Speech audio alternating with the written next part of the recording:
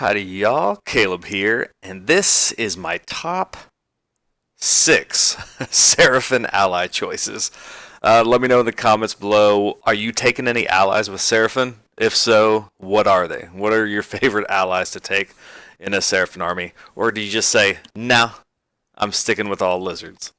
Alright, so these are my top 6 ally choices. Number 6, we're coming in with a Treelord Ancient and a Branchwraith. So this combination is kind of interesting. I think you might have seen this listed out before in some other order armies, but you can include a Treelord Ancient, and once per battle he gets to summon some Wildwoods for free. And then with that combination, you also have the Branchwraith, and she has a spell. It has a casting value of 7, so not the easiest spell to get off, but you can summon in 10 Dryads into those trees that you just sprung up from the Treelord Ancient. And so this is kind of a way that if you're running, Coalesced, then you can have some summoning this way. You can park these guys somewhere near the back and just summon out Dryads every turn. If you can get that casting value of 7 off, we won't get any buffs from this Branchwraith as an ally.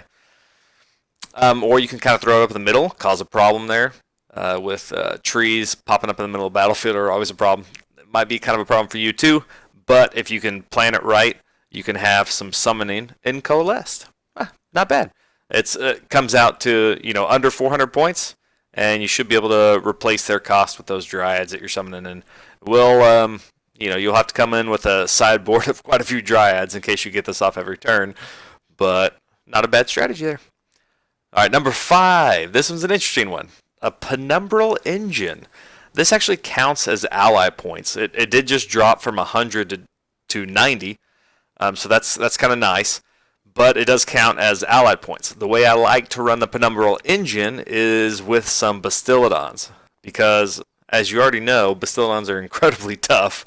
They only take wounds on a 1-up save roll, on a natural 1 save roll, and the Penumbral Engine can give all of them, if they're wholly within 12 of the Penumbral Engine, a reroll 1s. So it's basically Mystic Shield for whoever's in range of this. So I really like this on my Bastiladons.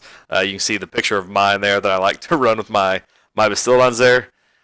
If it does flip in the battle rounds. It can flip between one or the other. The other thing is it gives you an extra command point. If you're running this in Thunder Lizards, you need those command points because you want to fire off as many Bastiladons every turn that you can, and extra command points will let you do that twice for each of those Bastiladons. So also, you can create some kind of funny terrain blocking with a Penumbral Engine and your Realm Shaper Engine, if assuming that you can actually get the Realm Shaper Engine on your side of the table. But you can kind of create a little terrain bunker there if you need to. And so, it's kind of fun. 90 points. I like it. I personally like it. That's mine there that you can see in the picture. All right, number 4, Tree Revenants. These guys, you see these a lot in order armies that can ally in Sylvaneth. I think it's one of Sylvaneth's best units. For 80 points, you have a unit that can remove itself from the battlefield and set itself up 9 inches away from the enemy. Then they have a reroll their charge roll via one of their special abilities. So it's a pretty good unit for harassing the enemy in the backfield, for stealing objectives late game, or taking out a few wounds off some support hero that you need to be taken. They're similar to the Chameleon Skinks. Chameleon Skinks are 90 points, so they're a little bit more expensive. Chameleon points have shooting, which is better, which is kind of nice because when you're ambushing in, you want to be able to put some damage without having to rely on those charge rolls. But Chameleon Skinks also have to wait until the next turn. So if you remove them from the table, they have to wait until the next movement phase to come down. You can deploy them off the table and they can drop them down, and that's usually how you'd use the Chameleon Skinks. But Tree Revenants are actually a little bit more versatile. Chameleon Skinks can do more damage in the shooting, but Tree Revenants can do more damage in melee. So kind of depending on what you need in your army. If you have enough shooting, you might ally in some Tree Revenants. They're cheap and pretty versatile. So I like those guys. That's my number 4, Tree Revenants. Number 3, Celestant Prime. So Celestant Prime, he keeps dropping in points. And as as someone who plays against a lot of Stormcast, my son, he plays Stormcast, so I see Celestant Prime a lot. And he's always coming down in turn 3, so you've always got to worry about screens late game, which makes you play a little bit differently. So if you can put this guy in your list for 300 points and you've got a threat late game of coming down anywhere on the board. So I would take this in probably Coalesced, where you don't have as much movement shenanigans. In Starborn, you've got teleports, so you probably won't need something like this. But in Coalesced, you can use this late game ambushing to pretty good effect. If you drop him down in turn 3, he's going to have 7 attacks, 3s and 2s, -3 Ren, 3 damage. So he's excellent at coming in turn 3 and cleaning up what's left of the enemy's army. Killing that last hero that's holding an objective, clear out some back objective to score you that. He also has a mortal comet that it's an AoE, and it does D3 mortals to everybody within D6 inches of a spot 24 inches from him. So it's got good range, and that combined with like Croak's mortals that he's putting out, you can actually do some pretty good damage. If you're in a battle plan where he has to be on the table or something, you can still get decent damage out of him if you're not waiting until turn 3 for him. So I like him. 300 points. He keeps coming down in price. I think at 300 points he's quite handy. All right, number 2, we got another Stormcast. This is Everblaze Comet and a Stormcast Wizard. So Everblaze Comet doesn't count against your ally slot, but the Stormcast Wizard will. And that's why we're going to take a Stormcast Wizard so we can get access to actually cast the Everblaze Comet, which, in my opinion, is one of the best endless spells in the game. This thing, and I've played against Stormcast a lot, and it will do a ton of damage when it comes down, and then it kind of has an area denial effect where you want to stay 5 inches away from it, which kind of creates a pretty big bubble of staying away from this thing. And if you get a double turn, you can actually triple tap this thing. So you can cast it, it goes off at the top of the battle round, and then you can unbind it and cast it again. And so you can get triple tapped with this Comet, and it's pretty nasty. But we need a Stormcast Wizard for it to get access to this sweet Comet. And so the cheapest one now is Lord Exorcist. He's 90 points. He's got 5 wounds, I believe, on a 3-up save. So he's pretty tough, relatively speaking. But for 90 points, a 3-up save is pretty awesome. And so he's going to be my wizard of choice. His other spell isn't really all that great. Some of the other wizards have better spells on their War Scroll. You have a wide variety of Lord Arcanums, anywhere from the one on foot, which is 150, all the way up to the named Lord Arcanum on Tourline, which is 300. They all kind of serve a little bit different role. I think if I'm doing Lord Arcanum, I'm probably taking the one on Griff Charger. He's 200 points, came down in points. So you're spending 300 points total for Arcanum on Griff Charger and Everblaze Comet. That Lord Arcanum on Griff Charger, he actually has a great spell that he can heal himself up to D6 wounds. So if he's taken some wounds and you've already got Comet out, you can cast that on himself to heal him back up if he needs to.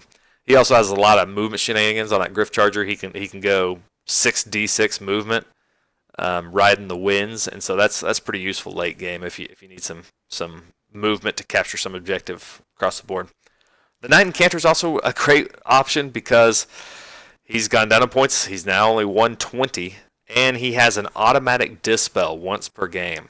So if early game, turn 1, turn 2, if the enemy is getting off some critical spell, we've already got access to pretty good unbinds. With Croak, you'll be at probably +2 to unbind. But it never hurts to have one that you can just automatically unbind once a game. Say, nope, I'm not going to let you have that. So you have some options there with the Stormcast Wizards. I think all of them have a role as an ally, but you're taking them so you can get access to that Everblaze Comet. When that thing comes down, I mean, it against me, it routinely does like 14, 16 mortals to my army. It's just explodes. When you're playing against this thing, you have to be careful of how you set up. Before we get to number 1, I wanted to show a list. So here's a fun list I just wrote up, and here we're going to take Celestant Prime, and we're going to take a Wizard, Lord Exorcist, and the Comet. So here we're in Fangs of Sotek. We do have our allies as the Exorcist Prime, and then we've also got Croak, 2 Star Priests, 1 Priest, 90 Skinks, a Bastildon, Everblaze Comet, and Bound Geminids, and an extra command point. Since we're in Fangs, in case we get charged turn 1, I want to be able to shoot off at least one of these blobs of Skinks. But what this will do, I mean, could be a pretty nasty list, I think, in that turn 1, you're hitting with Croaks, Mortals from, board wide. You're going to be hitting with the Comet, which is also going to do AoE D3 Mortals. And then you're going to be hitting with Geminids, which is going to be doing D3 Mortals. You can shoot those all the way across the board. And if you just really want to get interesting, if you've got the core group almost down in Mortals, you can drop down Prime in the movement and do AoE D3 Mortals on that same group if you need to.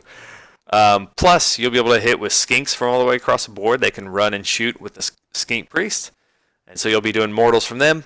And then just follow up with some Bastildon shots from across the board. So I like this list. I think I've got all the pieces for it. I may run this and see how it goes, because it just seems like fun. If you don't need to do that many Mortals turn 1, you can save Prime and bring him down later in the game. You've still got 90 Skinks in this list and a Bastildon. I like it. So that's my example list there with some allies. And on to number 1. Any guesses about number 1? Number 1 ally for Seraphon is Gotrek. This may be everybody's number 1 ally if they're in an order army. Man, I love Gotrek. He's so much fun. I've played a couple tournaments with him, and he's a blast. Not for your opponent, but he does cost 520 points, so you'll have to squeeze him in there into your list, but he does ignore the ally points limit, so you can bring him even though he's over that 400-point ally limit.